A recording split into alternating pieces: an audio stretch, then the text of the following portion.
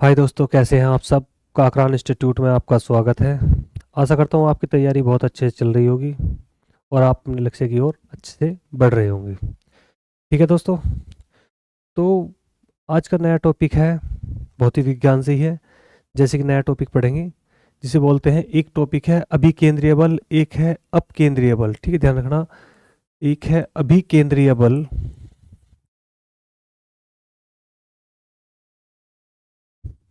और एक है अपकेंद्रीय बल।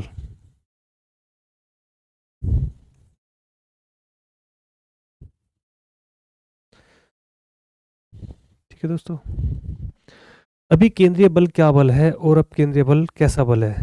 देखो, अभी केंद्रीय बल कैसा बल होता है जिसके क्या है, अभी केंद्रीय बल की आपकी यदि हम बात करेंगे तो उससे क्या होगा कि केंद्र की ओर, ध्यान रखना, क्या केंद्र की ओर जो बल कार्य करता है। जैसे कि मैं कहूँ, यहाँ ध्यान से समझेंगे कि कोई ये सर्कल है और इसका ये क्या है, केंद्र है।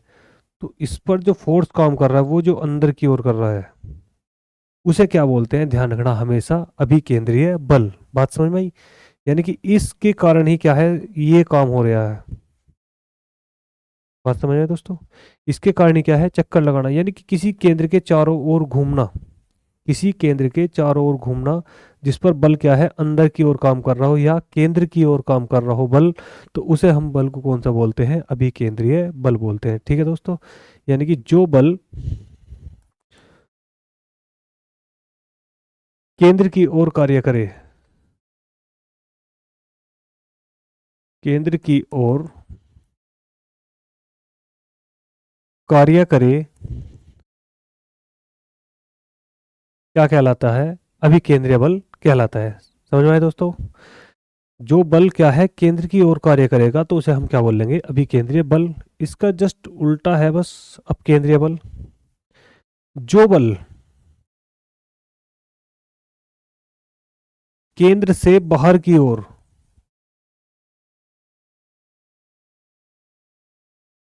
जो बल केंद्र से बाहर की ओर कार्य करे,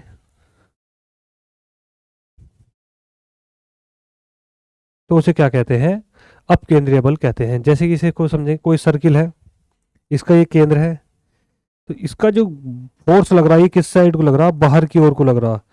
तो बाहर की ओर बल लगना क्या कहलाता है, अपकेंद्रीय बल। अंदर की ओर बल लगना क्या कहलाता है, अभिकेंद्रीय बल। बात समझ में आई दोस्तों। इसके उदाहरण है, उदाहरण से ही हम इसको समझेंगे, और आपके पेपर में भी क्या है, इसके उदाहरण ही आते हैं और आपसे पूछ लेते हैं कि कौन से बल का उदाहरण है, अपकेंद्रीय है अभिकेंद्रीय है, इस चीज को लेकर। ठीक है दोस्तों, तो इसके उदाहरण देखेंगे, ध्यान से अब बात को समझेंगे। देखो, सबसे पहले अभिकेंद्रीय बल के उदाहरण देखेंगे।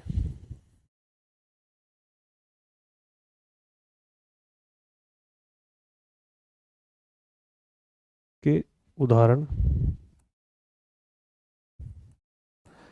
तो इसके उदाहरण है, ध्यान से समझेंगे भाई। जैसे कि सबसे पहले ध्यान से समझो, मैंने कहा कि इसमें कैसा काम कर रहा है फोर्स, अंदर की ओर।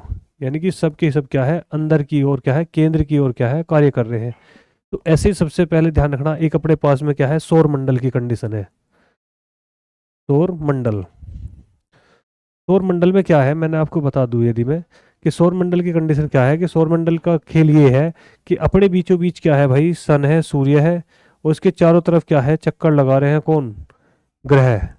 किसको केंद्र मान के, सूर्य को केंद्र मान के, तो अंदर की ओर काम हो रहा। तो ध्यान रखना, सौर मंडल में, सौर मंडल में ग्रहों का सूर्य की ओर चक्कर लगाना, सूर्य की ओर चक्कर लगाना, या सूर्य के, ऐसे लिख दो, सूर्य के चक्कर लगाना, सूर्य के चक्कर लगाना। ये आपका कौन सा उदाहरण है, अभिकेंद्रीय बल का उदाहरण है। ठीक है दोस्तों, दूसरा पॉइंट समझेंगे इसका। एक उदाहरण तो ये हो गया। दूसरा, आपने कभी देखा होगा बचपन में, आपने क्या है, रस्सी भी बंधी होगी, किसी ईंट या पत्थर से आप क्या करेंगे, एक रस्सी बांध दें और उसे ऐसे घुमाएं, तो जब उसको घुमाएंगे तो उस पर रस्सी पे जो बल कार्य कर रहा होगा वो किस अंदर सेंटर की ओर काम करके क्या है उसके बिल्कुल फिक्स चारों ओर घूम रहा, किसके सेंटर के। क्योंकि देखो काम क्या कर रहा है, आपको ऐसा लग रहा होगा इसका फोर्स बाहर की ओर काम कर रहा, बाहर की ओर आपको लग रहा है, लेकिन किसके चारों ओर घूम रहा है, एक सेंटर पॉइंट के चारों ओर क्या है घूम रहा है। एक लंबी रस्सी लिए वो चारों तरफ जो घूम रही है किसके, एक सेंटर पॉइंट के। तो वो भी ध्यान रखना, रस्सी में बंधी, रस्सी से बंधा हुआ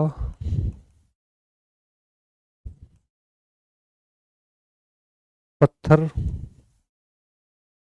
घुमाने पर, ये भी किसका उदाहरण है भाई, अभी केंद्रीय बल का क्या है उदाहरण है। ठीक है दोस्तों, अगला पॉइंट देखेंगे।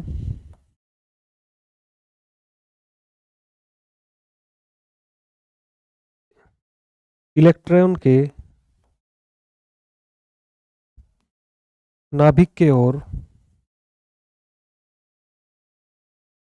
की ओर इलेक्ट्रॉन का घूमना, ये भी क्या है इसी का उदाहरण, ध्यान रखना भाई। और इसका एक मोस्ट इंपोर्टेंट उदाहरण है, ध्यान से देखेंगे, जो इसका मोस्ट इंपोर्टेंट उदाहरण है वो ये है कि साइकिल सवार, साइकिल सवार मोड़ पर अंदर की ओर झुक जाता है, अंदर की ओर झुक जाता है, ये भी किसका है, अभी केंद्रीय बल का उदाहरण है। तो ये आपसे पूछे है, कभी भी आपने देखा होगा बहुत तेजी से आप साइकिल को ले जा रहे हो और जैसे ही उसको आप मोड़ करोगे तो आप उसमें क्या है अंदर की ओर काम करोगे, इसमें ऐसे हाथ को ऐसे क्या करोगे अंदर की ओर काम करोगे, तो वो भी किसका उदाहरण है, अभी केंद्रीय बल का उदाहरण है। ध्यान रखना दोस्तों, बहुत इंपॉर्टेंट है ये चार टॉपिक, बहुत अच्छे से याद रखें आप चारों के चारों। कि सौरमंडल में ये आप कह सकोगे सूर्य के चारों ओर परिक्रमा करते हैं क्या ग्रह, तो किस पर आधारित है, कौन से बल पर आधारित है, तो अभी केंद्रीय बल पर। रस्सी से बांधने पर उसको घुमाने पर कौन से पर है, तो अभी केंद्रीय बल पर। नाभिक के चारों ओर क्या है इलेक्ट्रॉन घूमते रहते हैं, तो वो किसका उदाहरण है, अभी केंद्रीय बल का। और ये भी इसका ये मोस्ट इंपॉर्टेंट है कि साइकिल पर सवार मोड़ पर अंदर की ओर झुक जाता है क्यों, तो अभी केंद्रीय बल के कारण। ठीक है दोस्तों, अब देखें अब केंद्रीय बल के उदाहरण।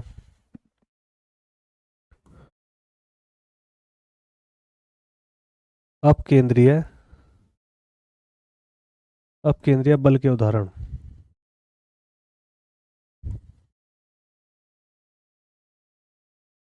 ठीक है दोस्तों, अब केंद्रीय बल के उदाहरण।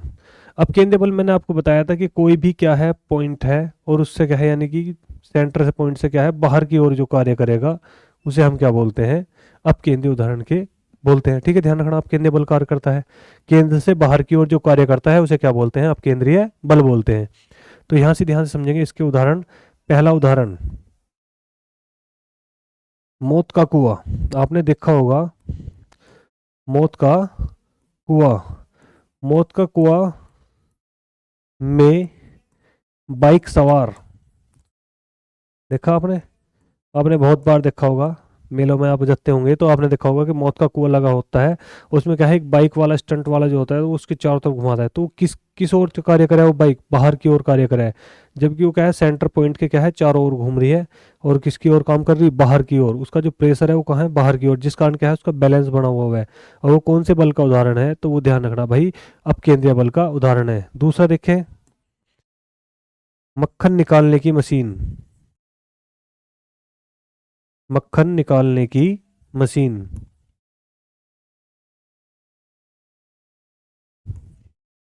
ठीक है दोस्तों, मक्खन निकालने की मशीन भी किसका उदाहरण है, अब केंद्रीय बल का उदाहरण है। तीसरा है कपड़े धोने की मशीन,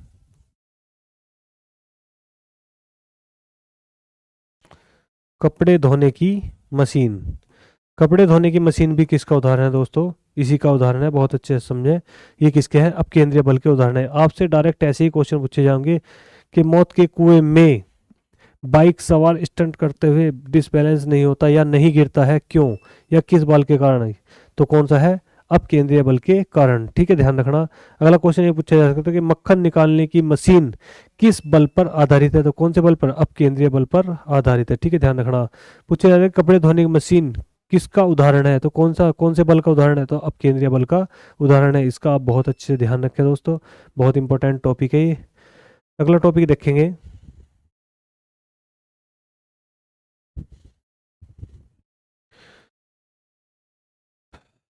उत्तोलक,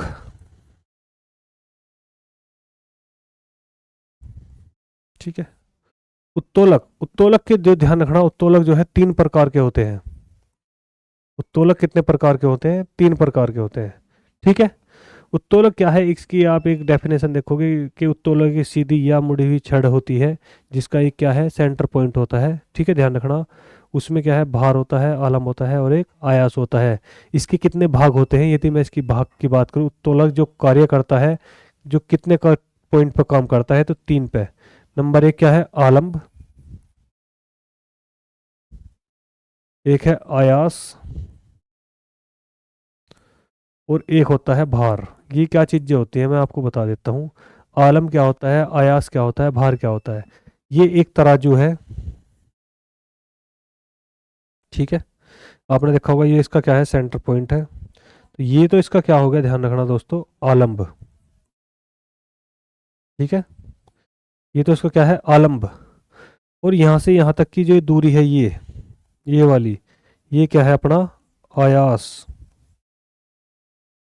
और ये अपना जो है दोनों साइड, ये जो है, ये अपना क्या है भाई, भार। बात समझ में आई दोस्तों? तो तीन चीज होती है किसी भी इसमें, तो क्या होता है तोलक में, तो आलम्ब, आयास और भार। आलम्ब का मतलब है कि एक सेंटर पॉइंट जहां से वो क्या है, कार्य करेगी। आयास होता है कि उस भार, जहां पे भार रखा जाएगा उसके बीच की जो दूरी होती है, उसे क्या बोला जाता है, आयास बोला जाता है। और जहां वो रखा जाता है उसे क्या बोल रहे हैं, भार बोलते हैं, ठीक है दोस्तों। इसको ध्यान से समझना है, बहुत इंपॉर्टेंट क्वेश्चन है। इसका क्वेश्चन आपके पेपर में बनने के बहुत बहुत चांस है। इसको मैं सिंपल आपको बिल्कुल शॉर्ट ट्रिक के माध्यम से समझाऊंगा, ध्यान रखना आप। बात समझ में आ गई दोस्तों, इतना? तो अब देखो आगे। तो मैंने बताया कि उत्तोलक के कितने प्रकार है, तीन प्रकार है। और तीन तरह के इसमें क्या है, पॉइंट पाए जाते हैं किसी भी उत्तोलक में, आलम्ब, आयास और भार। मैं इनको बता देता हूँ आपको। तो प्रथम प्रकार का उत्तोलक,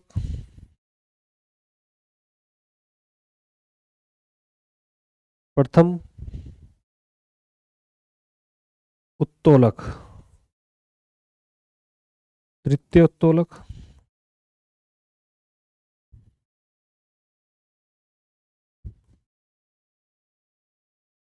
और एक वो है तृतीय उत्तोलक।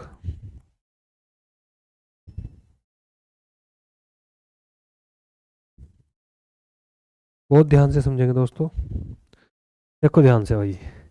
प्रथम प्रकार के उत्तोलक का है ये सिस्टम, ठीक है दोस्तों।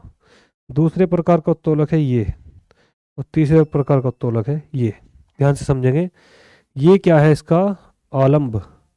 और ये इसका क्या है, आयास।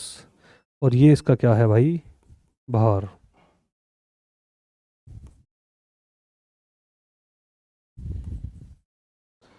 बस समझने के हिसाब से है दोस्तों, ध्यान समझे, ठीक है। तो ऐसे ही यहाँ पे इसका क्या है, ये आलम्ब, इसका आलम कहाँ है, यहाँ पर है। इनके उदाहरण आपसे पूछे जाएंगे, ध्यान रखना दोस्तों। मैं इसके आपको प्रथम प्रकार के उत्तोलक के उदाहरण इधर साइड में लिख रहा हूँ, ध्यान से समझेंगे। तो जैसे कि कैंची, पिलास, इंडासी, ये सब के सब कैसे प्रकार के उत्तोलक है भाई, प्रथम प्रकार के। बात समझ में आई? इनका सेंटर पॉइंट कहाँ है, बीच में होता है। कैंची, प्लास, सिंडासी, जितने भी ऐसे उपकरण हैं जिनका सेंटर पॉइंट क्या है, बीच से होता है, तो वो कैसे प्रकार के उत्तोलक है, प्रथम प्रकार के उत्तोलक है। द्वितीय प्रकार के उत्तोलक में देखो कि ये पॉइंट कहाँ मिलेगा, आगे। तो जैसे कि नींबू निचोड़ने की मशीन,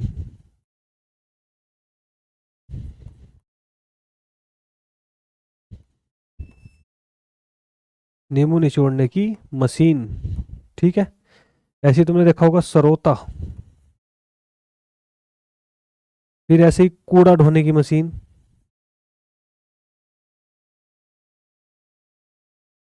कूड़ा ढोने की मशीन, है ना। एक तुमने देखा होगा, जो ईंट के लिए भट्टे हुए हैं ना, वहाँ पर जो ईंट ढोने के लिए एक गाड़ी होती है ना, ईंट ढोने वाली गाड़ी, वो भी किसका उदाहरण है, दूसरे प्रकार का क्या है, उत्तोलक का उदाहरण है। तीसरे प्रकार के उत्तोलक, इधर देखो, इधर पॉइंट बन रहा। तो जैसे कि सबसे ज्यादा इंपॉर्टेंट में, चिमटा। दूसरा, मनुष्य की कोहनी, कोहनी देखो आप किधर है इसका, वो ये पॉइंट कहाँ बना, ये वाला है ना। तो ये कहाँ बना, ये मनुष्य की कोहनी,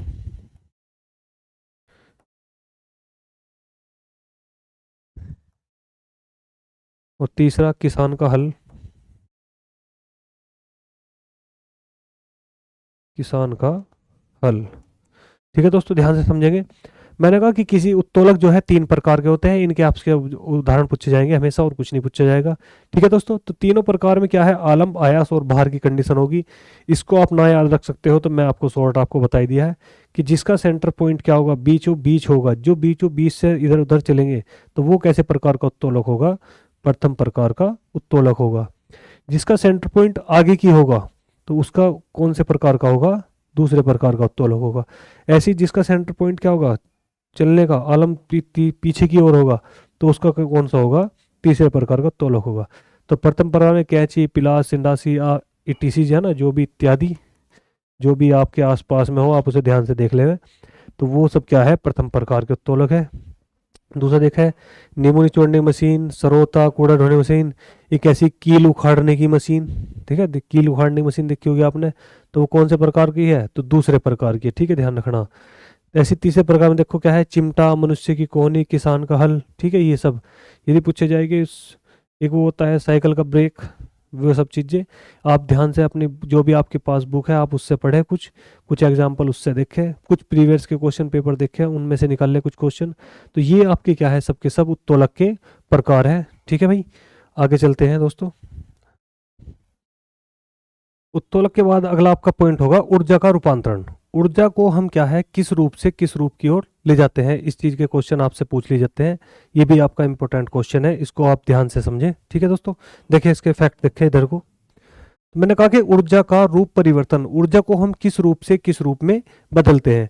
तो जैसे आपने देखा होगा विद्युत बल्ब, तो विद्युत बल्ब में आपने देखा होगा कि विद्युत बल्ब में सबसे पहले क्या होगी, विद्युत, कौन सी ऊर्जा होगी, विद्युत ऊर्जा। विद्युत ऊर्जा को वो किस में बदल देता है, ध्यान रखना। तो सबसे पहले उससे क्या होगा, प्रकाश, और प्रकाश के बाद क्या होगा, प्रकाश के बाद क्या होगा, एकदम उसके अंदर थोड़ा कुछ टाइम बाद क्या है, ऊष्मा बन जाती है। ठीक है दोस्तों, उसमें क्या होगा, पहले प्रकाश बनेगा, कोई बल्ब होगा वो जलेगा, है ना, तो उसमें क्या है, प्रकाश बनेगा, प्रकाश के बाद कुछ टाइम बाद क्या है, उसमें ऊष्मा बन जाएगी। ठीक है दोस्तों, अगला देखोगे मोमबत्ती। मोमबत्ती जो तैयार होती है वो किस तरीके से होती है, तो रसायन तरीके से।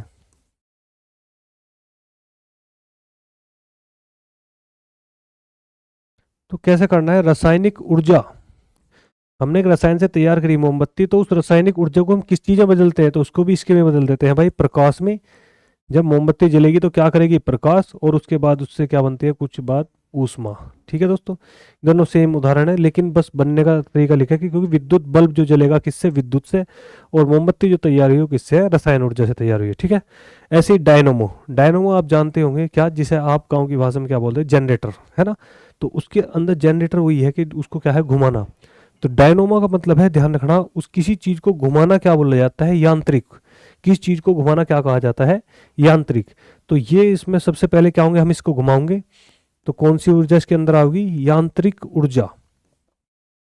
जैसे ही जनरेटर तो आपका घूमना स्टार्ट हो जाता है तो यांत्रिक ऊर्जा, यानी कि यांत्रिक ऊर्जा के बाद कौन सी ऊर्जा बना देता है वो, तो विद्युत ऊर्जा।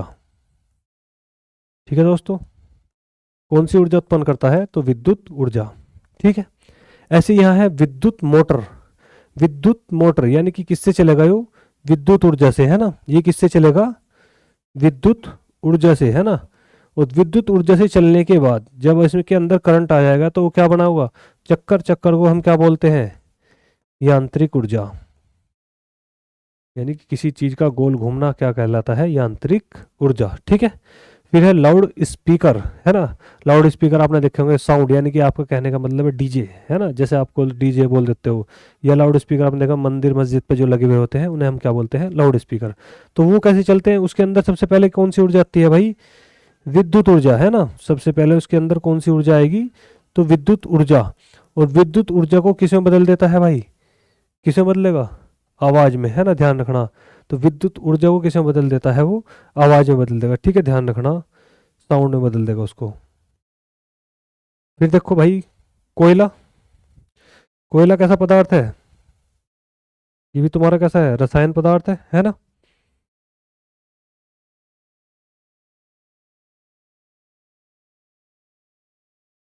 रासायनिक ऊर्जा है इसके अंदर।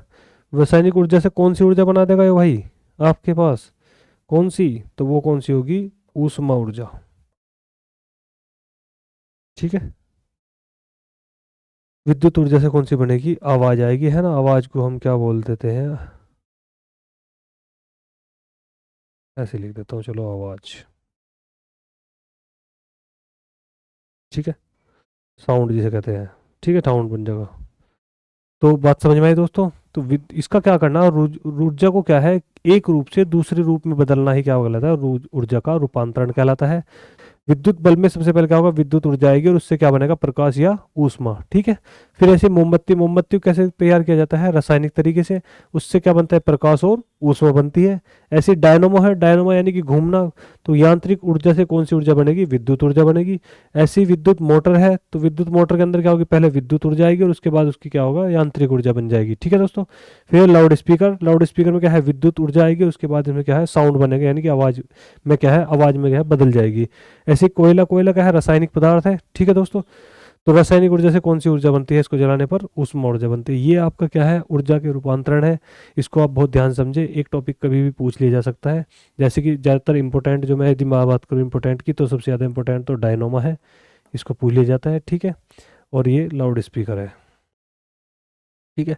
ऐसे और भी चीज़ें, इंजन है, सितार है ना, फोटोग्राफिक है, बहुत सी चीज़ें हैं। तो उन्हें आप अच्छे से टॉपिक को समझें। ये जो है आपके इंपॉर्टेंट है, प्रीवियस के आए हुए क्वेश्चन भी है, तो इनको ध्यान से समझते हुए चलेंगे। ठीक है दोस्तों। इससे अगला पॉइंट देखेंगे, अगला पॉइंट, पृष्ठ तनाव। पृष्ठ तनाव, पृष्ठ तनाव समझेंगे, ध्यान से देखेंगे दोस्तों एक बार। पृष्ठ तनाव क्या है,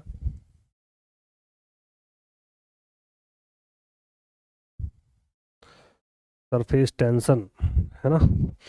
तो पृष्ठ तनाव क्या है, द्रव का वह गुण, द्रव का वह गुण, द्रव का वह गुण जिससे वह न्यूनतम हो सके, जिससे वह न्यूनतम, न्यूनतम मतलब कम से कम, न्यूनतम हो सके, वह गुण क्या कहलाता है, वही गुण क्या कहलाता है, पृष्ठ तनाव कहलाता है। ठीक है दोस्तों। तो द्रव का ऐसा गुण जिसमें क्या है, वो अपनी कंडीशन क्या है, कम से कम करने की कोशिश करे, तो उसे क्या बोला जाता है, पृष्ठ तनाव बोला जाता है। इसके आपसे एग्जाम्पल पूछे जाएंगे, मोस्ट इंपॉर्टेंट टॉपिक है, ध्यान रखना दोस्तों। ये पेपर में बहुत ज़्यादा रिपीट होता है, इसका ध्यान रखें आप। इसके एग्जाम्पल मैं आपको यहाँ करा रहा हूँ, ध्यान से समझें। तो एग्जाम्पल देखेंगे ध्यान से। पहला एग्जाम्पल ये है, वर्षा की बूंदों का गोल होना, वर्षा की बूंदों का गोल होना। ये जो उदाहरण है, ये किसका है, तो ध्यान रखना, ये किसका है भाई, पृष्ठ तनाव का उदाहरण है। ध्यान रखें दोस्तों, वर्षा की बूंदें क्या है, गोल हो जाती है स्वयं से ही, तो वो किस कारण होती है, तो पृष्ठ तनाव के कारण होती है। ठीक है। अगला टॉपिक ये है दूसरा, सेविंग ब्रश, सेविंग ब्रश या ब्रूस, पानी में भिगोने पर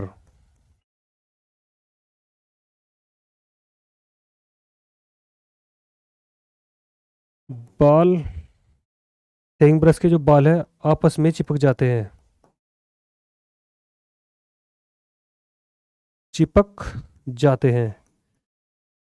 ठीक है, ध्यान रखना, ये क्या है, पृष्ठ तनाव के क्या है, उदाहरण है कि पृष्ठ तनाव क्या है, हो जाता है, कम हो जावे। तीसरा पॉइंट है, साबुन के बुलबुले, साबुन के बुलबुले बड़े हो जाते हैं।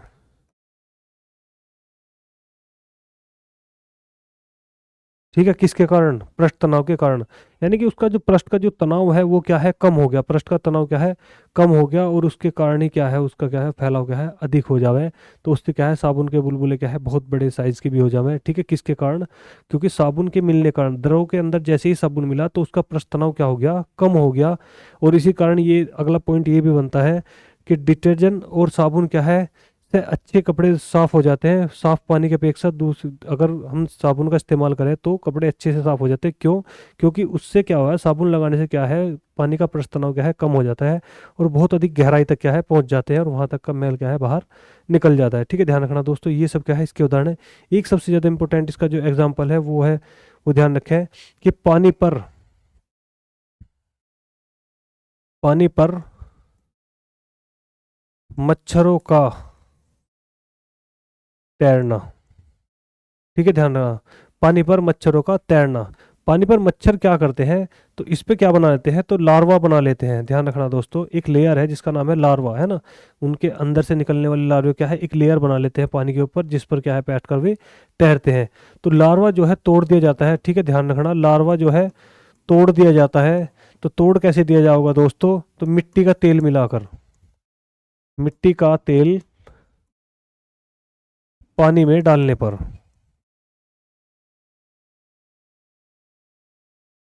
मिट्टी का तेल क्या करेंगे, यदि पानी पर डाल देंगे हम, तो उससे क्या है लार्वा उसका क्या है टूट जाएगा और मच्छर वहीं के वहीं क्या है पानी में डूब जाएंगे। ठीक है दोस्तों, ध्यान रखना, मिट्टी के तेल को ध्यान रखना, कैरोसिन भी लिखवा सकता है, कैरोसिन। ठीक है, कैरोसिन। ध्यान रखना, मिट्टी तेल में यदि कैरोसिन डाल दिए तो क्या होता है, तो उससे क्या होगा, तो ध्यान रखना, कोई भी तेल हो, है ना, या फिर क्या हो ग्रीस हो, ऐसे पदार्थ को पानी में मिलाने पर उसका क्या है प्रस्थ तनाव कम होता है। और गर्मी के बढ़ने से, है ना, तापमान बढ़ने से भी क्या हो जाता है, प्रस्थ तनाव हमेशा कब होता है। ठीक है, ध्यान रखना दोस्तों, बहुत ज़्यादा एग्जाम्पल है, इंपॉर्टेंट क्वेश्चन है ये, इनका ध्यान रखें। कि प्रस्ताव क्या है, यानी कि द्रव का वह गुण जिससे वह न्यूनतम हो सके, है ना, कम से कम होने की कोशिश करेगा, उसे हम क्या बोलते हैं, प्रस्थ तनाव बोलते हैं। वर्षा की बूंदों का गोल होना किस प्रकार का उदाहरण है, तो किस प्रकार का, प्रस्थ तनाव का। शेविंग ब्रश पानी में भिगोने पर उसके बाल क्या है आपस में चिपक जाते हैं, क्यों, तो किसके कारण, प्रस्थ तनाव के कारण। फिर तीसरा पॉइंट है कि साबुन के बुलबुले, है ना, साबुन के पानी के में अगर क्या करा जाए, बुलबुले बनाए जाए, तो उसके क्या है बहुत बड़े हो जाते हैं, क्यों, तो क्यों हो जाएंगे वे, पृष्ठ तनाव के कारण। अगला बहुत ज़्यादा इंपॉर्टेंट है, इसका आप खासकर ध्यान रखें दोस्तों, कि पानी पर मच्छरों का लार्वा तैरता रहता है, क्यों, तो किसके कारण, पृष्ठ तनाव के कारण। यदि तैरते लार्वा के पास में कैरोसिन डाल दी जाए तो क्या होगा, तो क्या होगा, मच्छरों का जो जितना भी ग्रुप है वो पूरा पूरा क्या है वहीं का वहीं डूब जाएगा। ठीक है दोस्तों, ये आपका टॉपिक क्या था, पृष्ठ तनाव से था। ठीक है।